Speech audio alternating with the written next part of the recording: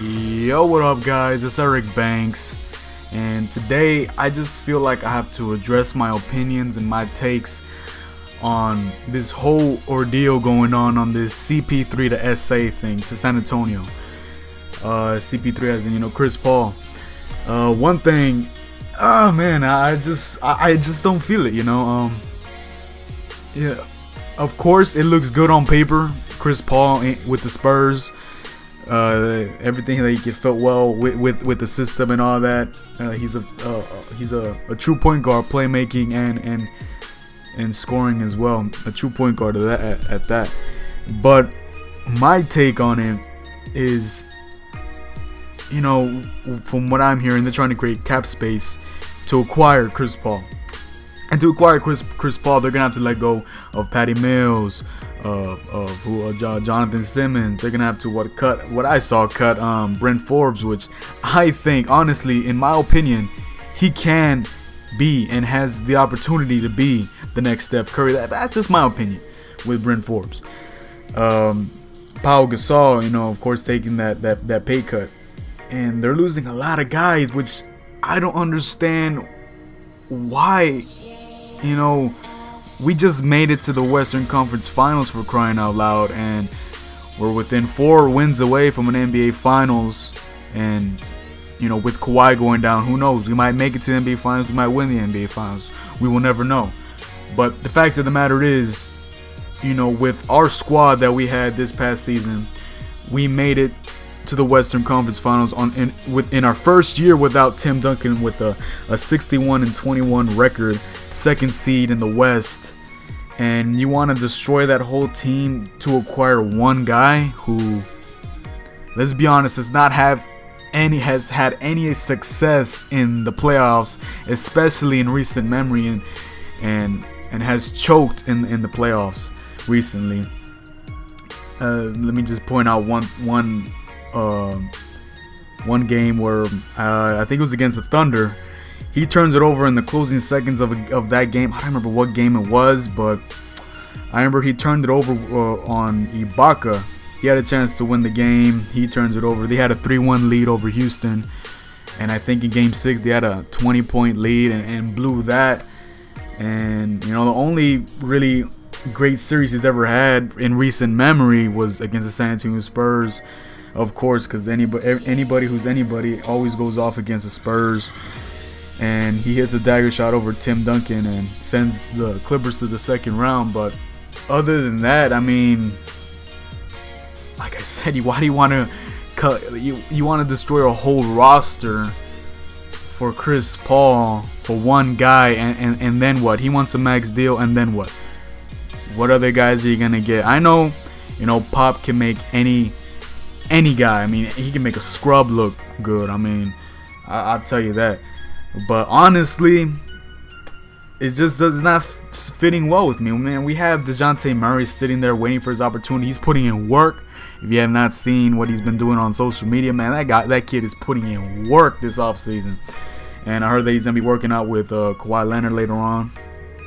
And I just want to see him. I just want to see DeJounte get a chance this season and start in place of Tony Parker, since he's gonna be out with an injury.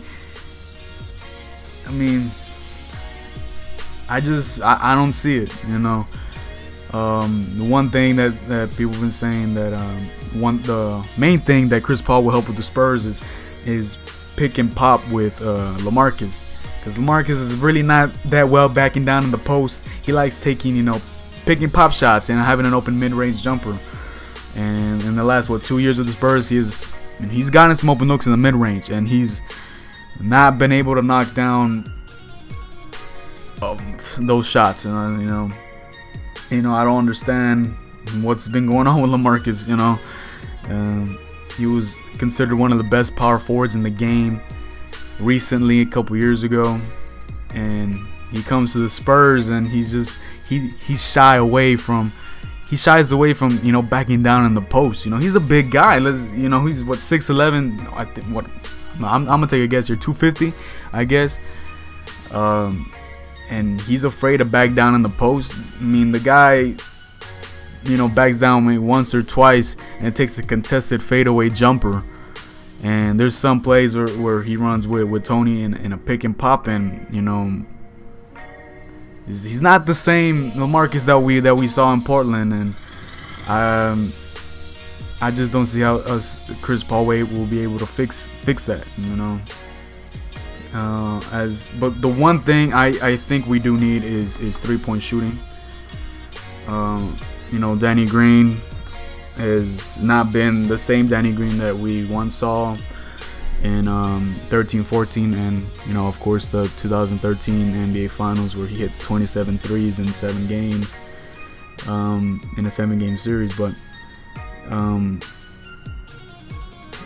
all in all, like I said, why collapse a team for a player that's gonna eat away our cap space and really not? I don't see what he could do with the Spurs team. The Spurs are still gonna win 50 games. They're gonna be in the playoffs. I mean, what else can you do? You know, you have to get a guy out there. We have to get 3-point shooting. That's the first thing. You have to re-sign Simmons and Patty Mills. You cannot afford those two guys to leave. You cannot afford that. You can't replace them, you know. I know for a fact Simmons will be a star in this league, and it's better safe than sorry to re-sign him. You have to re-sign him. Patty Mills as well. He gave us that spark off the bench. The future is unheard of with Manu. You know, he might retire, he might not. I mean, do I want him to retire? No. You know, I love Manu, but his contract is pretty big, I think. I forgot what I saw, but it was a pretty big contract for this upcoming season. I mean, let's just jump to Powell. I mean, what did he do in the playoffs? Honestly, that his 3-point shot in the corner was practically. They didn't even run those plays for him at all during the playoffs, if I can remember, maybe once or twice in the first round. I mean, to be honest, personally for me, I don't want Powell back on the team. You know, we have a guy out there overseas, Nikola Milutinov, which I think he could be a lot better than Powell. You know, he's gonna be a rookie coming into the league, but a young center is better than an old center with experience. I mean, personally, for me, Powell, he averaged what 7 and 7 with the Spurs, and with the Bulls, he averaged what 14 and 7 or something like that, 14 and 9. All-star. Comes to San Antonio 7 and 7. You know, he did get hurt, of course, before the All-Star break, but other than that, I mean, the Spurs got to start looking at getting younger and not getting older anymore. You know, we have Kawhi, what is it, 26 years old. We got a young DeJounte and an aging LaMarcus Aldridge. And a Tony Parker's going to be sitting out until January. Now, let me get to Tony Parker, man. Let me say this. Tony Parker was amazing during the playoffs, the first round with against the Grizzlies, and he was really showing up against the Rockets until he unfortunately got injured in Game 2. But honestly, when he said he's gonna be back and better than ever, I mean, you gotta look at this. That the injury he had was a career-ending injury for most. You know, he's gonna come back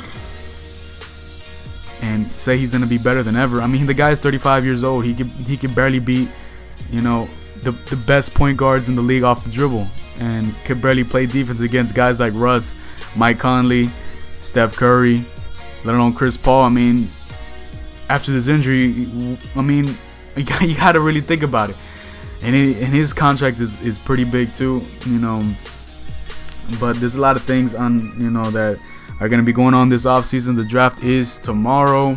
We'll figure out what the Spurs are gonna do about that. But yeah, man, I'll try to do more videos like this.